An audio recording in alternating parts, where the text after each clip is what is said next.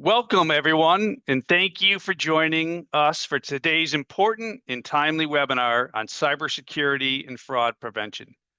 The topic of today's webinar is timely as we head into October, which the White House has designated as Cybersecurity Awareness Month. As a registered investment advisory firm, we understand that trust is the foundation of our relationship. Safeguarding your financial well-being goes far beyond investment strategies. It extends to protecting your sensitive personal and financial information from ever-evolving cyber threats. Today's discussion will focus on the latest trends in cybersecurity, the risk we all face in our increasingly digital world, and practical steps you can take to help protect yourself and your financial assets, whether it's preventing online fraud, securing your accounts, or understanding the potential vulnerabilities. This webinar is designed to equip you with the knowledge and tools to stay safe. I'm John Millet, the firm's Chief Operating Officer, Chief Financial Officer, and a wealth advisor. Today, I'm joined by my colleague, David Clarke. David is our Chief Compliance Officer, and today we're going to be prepared to discuss this critical topic. Collectively, David and I are responsible for implementing the firm's cybersecurity policy.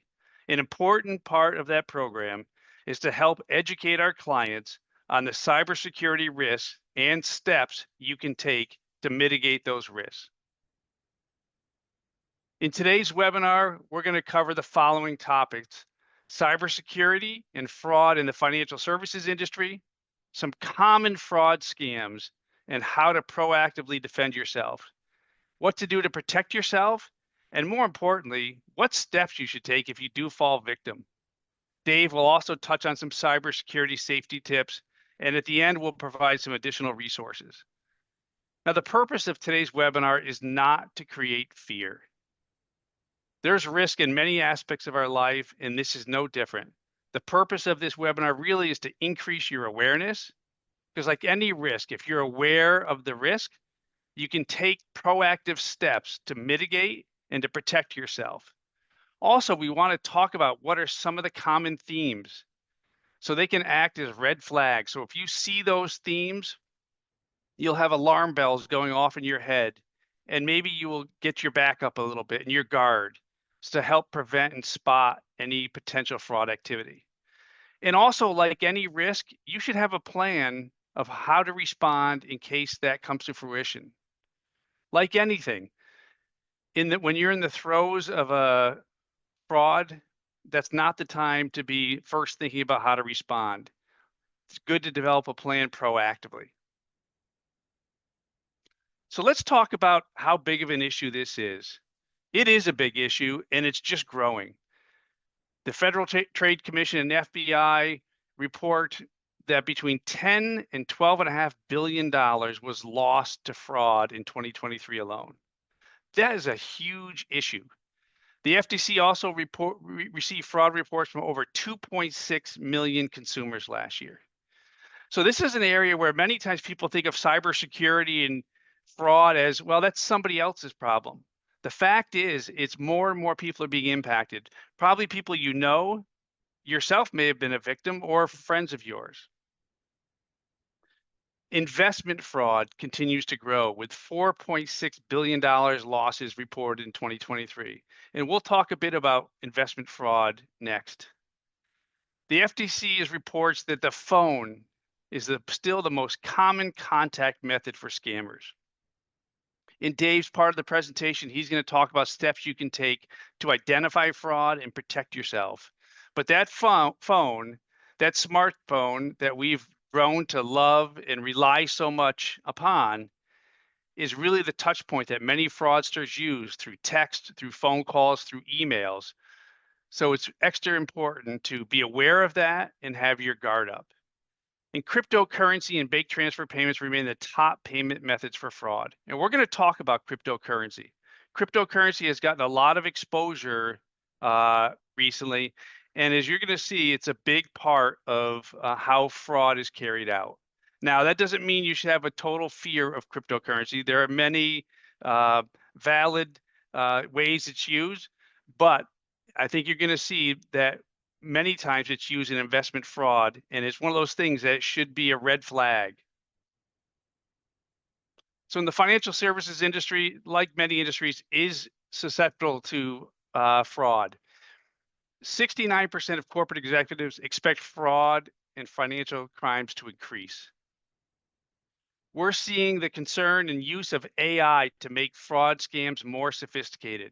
From an investment side, we've talked a lot this year about the benefits of AI, but unfortunately, there's bad actors who are using AI to make their fraud scams much more susceptible and to reach a wider audience. And as I mentioned in the last slide, cryptocurrency fraud is reached all-time high with over $5.5 billion lost to that. The Securities and Exchange Commission has prioritized money laundering in 2025. So you're going to hear about that more through some of the programs we're going to be initiating and overall in the financial services industry. So many times people say, well, maybe I just won't be online. I won't do online banking. I will crawl under a rock. Well, the unfortunate truth is your data is out there and data breaches are occurring. So even if you reduce your use of digital devices, the fact is that fraudsters are out there hacking into other data sources to get to your data. So you can't ignore and you can't crawl under a rock because your data can be compromised, and you have to have a plan in place proactively to protect that, to be alerted that a fraud occurred and your data has been exposed, and then take actions. And these three here, we just identified three fairly recent data breaches, but you can pick up the paper almost any day. There's local breaches at local companies. There's also national breaches that are happening almost on a monthly basis. So you have to have a plan in place. So one of the things we're going to touch about is what are some of the digital threats? And we're going to review those. And this is about really, creating awareness, because then anything, if you're aware, what are some of the tactics, some of the scams that are being perpetrated, then you can have your defenses up and try to spot them before they get too far. So according to an FBI annual internet crime report, the top 5 cyber crimes are email phishing, is a top one. This chart shows a number of occurrences, a number of reported occurrences, and you can see that email phishing is by far the largest. And email phishing is sometimes you get an email from a reputable source, which could be a bank, it could be impersonating a government agency, and they're using that email to collect information. They want you to disclose information that you think you're communicating with a trusted resource, but you're not. And these phishing emails, particularly through the use of AI, it's gotten easier for the fraudsters to reach a wider audience and in a more sophisticated approach. So phishing emails is an important fraud scam. One that Dave's going to talk about, some methodologies we use internally to help spot phishing emails, and things that you can use in your personal life as well. One of these I touch on here too is personal data breaches. As I touched upon before, even if you limit your digital activity, you have to understand your data is out there. If you have a loan, if you even your healthcare insurance provider, your data is out there, and if a data breach occurs, that information is out there, and you have to be aware. You have to monitor what's going on. So personal data breaches are still a big concern. Tech support. And we're seeing increased use of tech support fraud. And that is where you may get a text or an email or a phone call from somebody who's impersonating the tech support or fraud support for a bank, for a financial institution, a trusted resource. And they create this sense of urgency where you all of a sudden disclose very important, sensitive information. So be aware, those are some of the top crimes. Now, one of the things I want to particularly talk about is investment fraud losses. So again, according to that same FBI crime report, investment fraud losses exceeded $4.5 billion in 2023. And remember, these are schemes where they're designated to entice targets with the promise of lucrative returns. So I've got the investment of a lifetime for you. Just give me some money and I'll triple it. You have to have your backup. You have to be aware if something seems too good to be true, it probably is. And what this chart is showing, of the $4.6 billion of investment fraud losses, almost $4 billion of that was crypto investment related. So again, crypto has become this investment strategy where many people don't understand it. It's complex. And so if you have somebody approaching you with some complex cryptocurrency investment scheme where they're promising you exorbitant returns, the radar has to be going on. You have to be alerted that this is most likely a scam. Pick up the phone, call your advisor at Boucher Financial Group. And I will say we've had clients who have been presented with this fraud. And it was through conversations with their advisor at Boucher Financial Group where we said, all right, let's get more information. Let's whoever's providing you this, let's get some more information. And we've helped clients limit their exposure, and we've also helped clients avoid this. So I would just say cryptocurrency. And again, not all cryptocurrency is bad, right? There's for some investors, it's where they want part of their portfolio, but understand how prevalent it is used in investment fraud. And the chart I want to point out on the right here is showing that the investment fraud by age group of the victims. And I want to show you can see from this chart that it is not isolated to any age band. It is every age is fallen victim to this. And so it is not something that just is impacting the young or the old. Every age band is falling victim to this. So we all have to be concerned about this potential fraud. What I want to touch on here is some of the popular scams. And these are things that we have seen with clients as well as what is happening on a national stage. And I'm not going to go through each one of them. I just want to touch on some of them. And again, the purpose here isn't to make you an expert on any one of them. It's just to raise your awareness. So if you run into one of these, if you see signs that some of these schemes have, that again, your radar goes up and you put your defensive mode. So phishing scams I talked about. It is such a huge issue. Email, we live by email, but it's also such a gateway to fraudsters. So Dave is going to talk about some best practices on how you should look at an email and to see if it possibly is a phishing scam. Investment fraud, I just touched on that. This is a huge issue. And I would just say, this is one where you just have to use common sense and sometimes step back from a situation. And sometimes it may be a friend who's talking about it or someone we meet online. We've had cases of that where we've helped a client who met somebody online, developed a friendship, and then they talked to them about this investment fraud. If it seems too good to be true, again, it most likely is.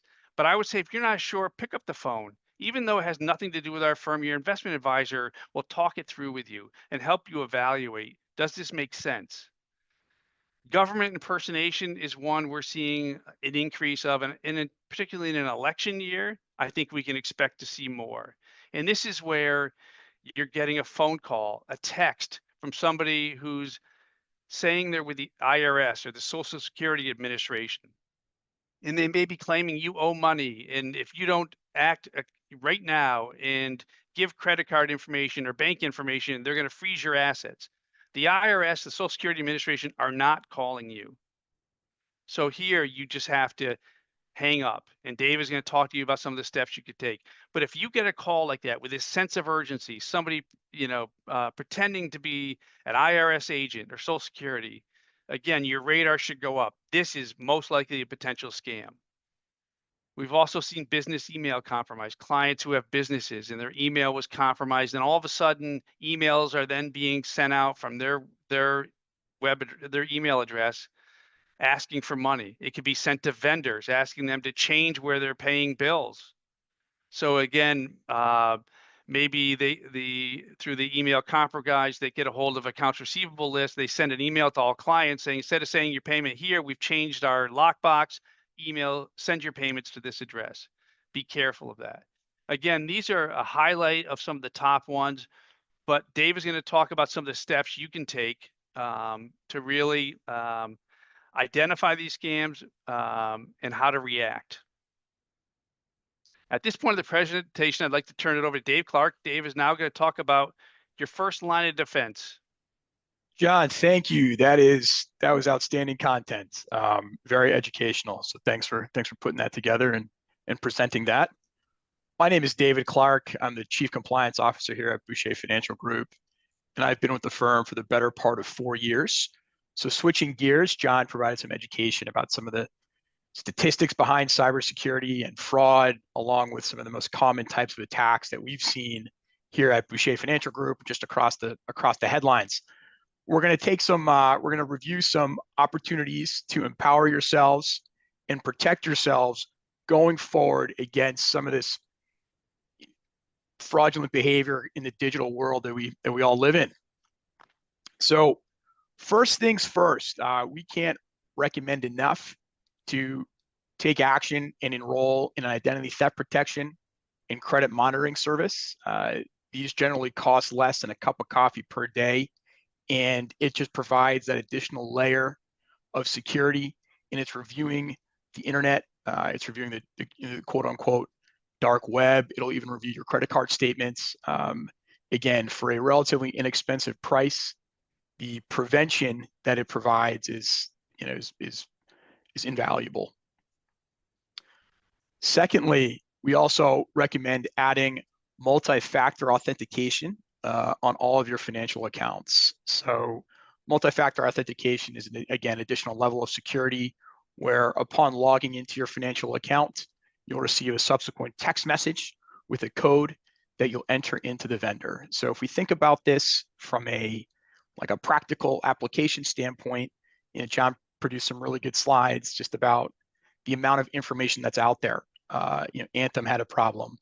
National Public Data had a problem, right? So it's possible that a fraudster may be able to pair off a user ID of yours with a password.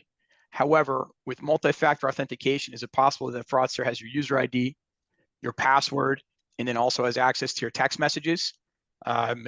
Probably not. So again, just a really strong feature that every financial institution should be offering now. Definitely enroll in that. Third, let's talk about using unique passwords. The classic, password of screwdriver or orange juice, those simply don't cut it anymore in today's world. The software that these fraudulent actors have developed to be able to guess passwords and bypass those types of securities is really, I hate to say the word, but it's just impressive. They can test up to 10,000 passwords in a minute on a single user ID. So adding an additional character to your password or a non-numeric, non-alpha character to your password makes it infinitely more difficult for these fraudsters to gain access to your sensitive information. So I'm talking about like an @, an exclamation point, £, just some items that generally are relatively new to the password scene. Fourth, and again, this is very important, and this is arguably the last line of defense or the first line of defense as it pertains to protecting yourself. Review your statements.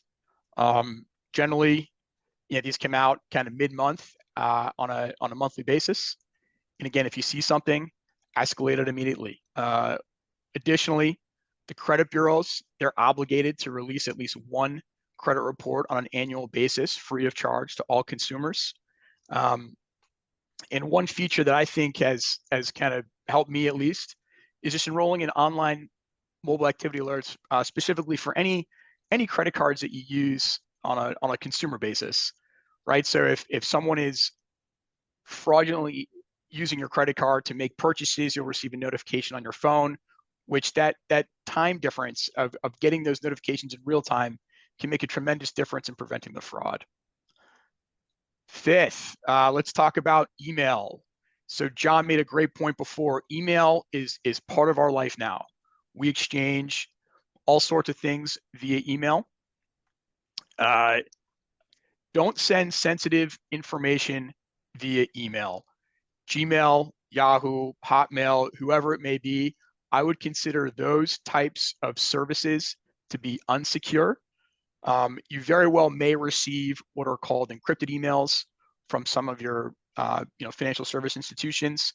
An encrypted email is something that, while the email is in transit, it's protected by software that makes it very difficult for hackers to infiltrate. However, those are generally reserved for people kind of at the institutional level. On the retail side of things, using retail email, please, please, please do not share sensitive information via email. And lastly, let's, with regards to free Wi-Fi, whether you're sitting in the airport, a coffee shop, shopping mall, a lot of these places offer free Wi-Fi as a service. We recommend staying away from those types of infrastructures. They tend to be rarely secure, and then also they're a haven for hackers. They'll sit, they could potentially be sitting at the table next to you at a coffee shop, and then if you're both signed into the same network, the ability for them to gain access to your device is much higher. Now, again, I just want to echo what John said earlier. We're not trying to scare anybody. This is just an inherent risk based off of the world we live in. And these are definitely some measures that I highly recommend, can't recommend enough, to use in your personal life to help protect you from some of the behavior that we've seen out there. All right, so let's talk about family. I have 4 kids. My older son, he's 12 years old. He started to use the internet to complete some of his schoolwork. I've had the discussion with him about being very careful about the dangers and just the vacuous nature of the internet. It's difficult for kids to comprehend that. We've had that conversation several times. Also, as it pertains to online gaming, this tends to be, those areas tend to be kind of a haven for fraudulent activity. I always tell my kids, I don't really care who you're gaming with. If you think you know them or not, you should never really share your personal information with anyone that you've met online, and you should definitely not meet someone you met online in person. So don't share your family name, where you go to school, your home address, and again, they should never meet someone in person who they've met online as it pertains to educating your children about cybersecurity. I understand it's a heavy topic, but it's just something that needs to be addressed.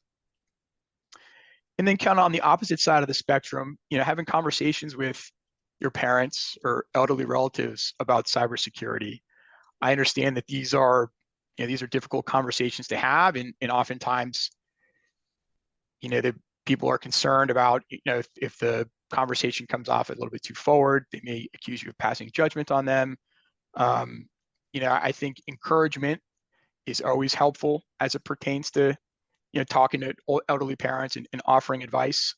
At Boucher and Charles Schwab, there is a form that account holders can sign called the Trusted Contact Form. And this allows the institution to have a conversational relationship with someone who's not the account holder to discuss activity on the account, maybe who the beneficiaries are of payments, et cetera, et cetera. This form will not allow asset transfer movement, though. So that may provide some peace of mind for the account holder if they wanted to add a close friend or a child or a sibling to the account. And again, it can be intimidating, with working with elderly relatives or elderly friends, because it could potentially impact their lifestyle if they've been a victim of fraud. People may potentially think that they may think that they might be viewed as someone who's not able to maintain their current lifestyle by themselves, and it could lead to, again, decisions that may impact their lifestyle. So it's something you have to tread lightly, but I think it's a conversation worth having.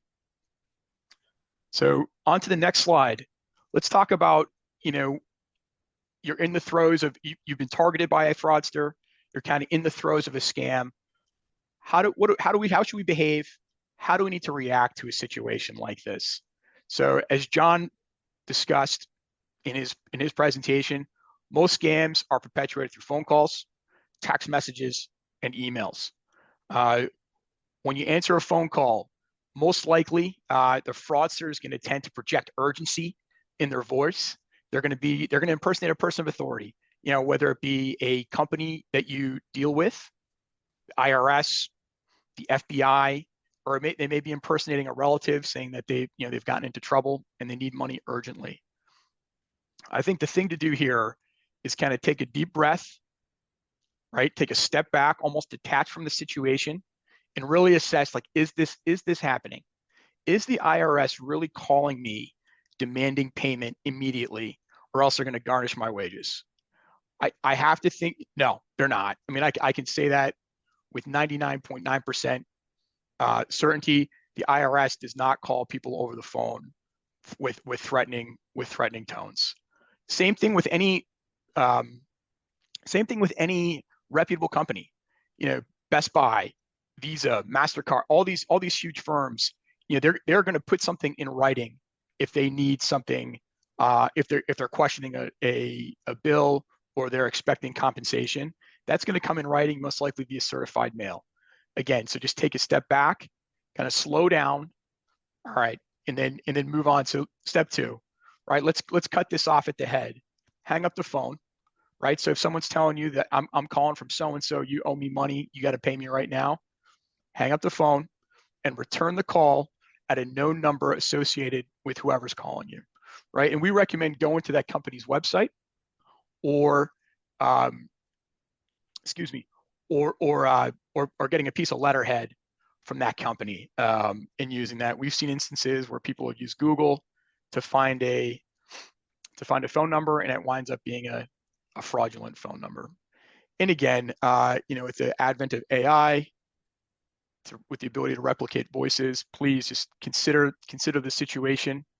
What are we really walking into here? What am I really hearing? Call the person back and have a conversation with them with an outbound phone call. And then lastly, I discussed it previously on email. Never share sensitive information unless you really, really know who you're speaking to. So John talked about emails and phishing in particular. So one of the methods that we coach here at Boucher Financial Group is using the SLAM method, right? So SLAM, it's an acronym. So take a look at the sender. Let's look at their email for misspellings or unfamiliar domains. And what we mean by that is, let's say you get an email from Boucher.com from a person from our team. And our suffix of our email is at Boucher, BOUCHEY.com. A fraudster, is acting in a clever fashion.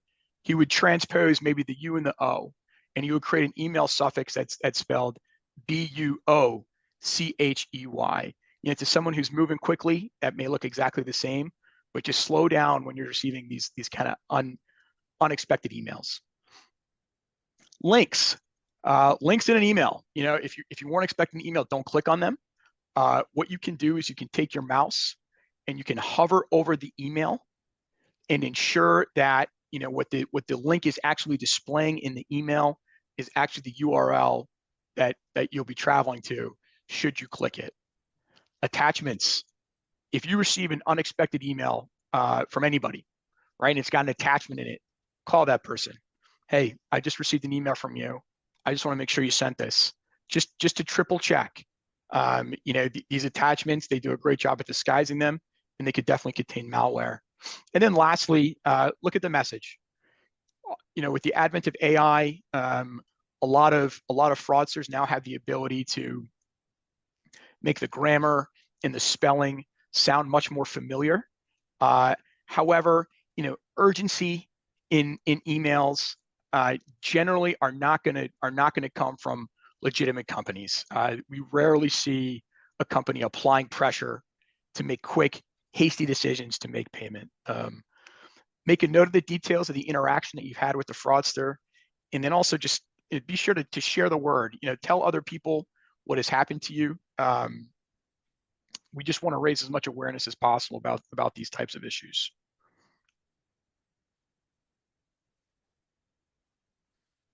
So up next, you've fallen victim to a scam. This happens. This definitely happens. It's much more common than people think. So again, just this is kind of the plan of attack. What do we do next when we've fallen victim to a scam? So block the scammer. Don't entertain the scammer anymore. Block the phone calls, block the emails. Contact any financial institutions that may have been compromised. So if you think you may have given your credit card number to a scammer, contact that financial institution and tell them exactly what happened.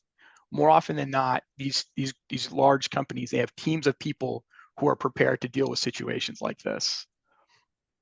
Notify law enforcement. That should be the next call. Let them know. So the FTC, the Federal Trade Commission, the SSA, and your local law enforcement, let them know. Give us a call.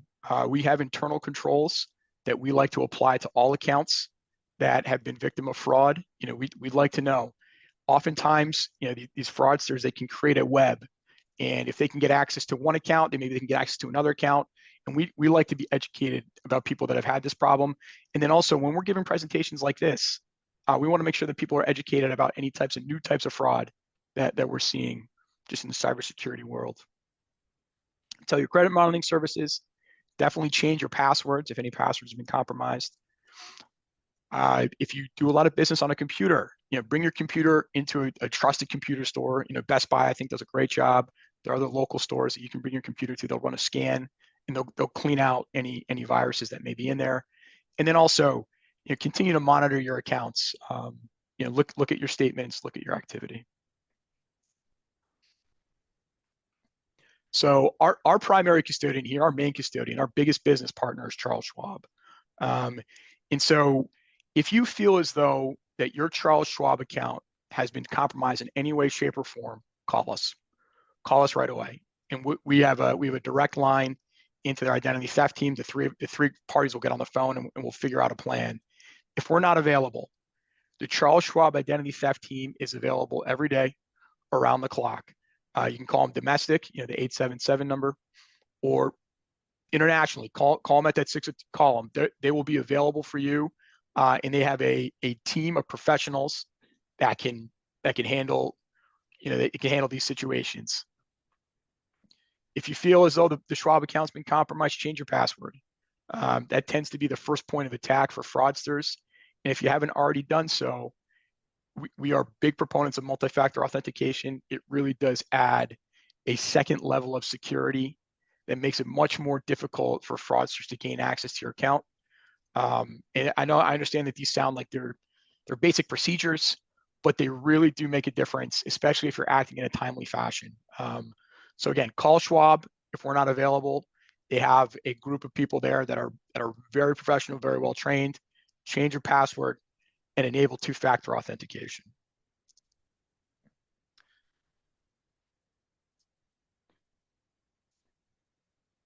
Here are some steps that we take along with Charles Schwab to protect your data locally. So at the firm level, we use encryption to protect client data at rest and in transit. So what does that mean?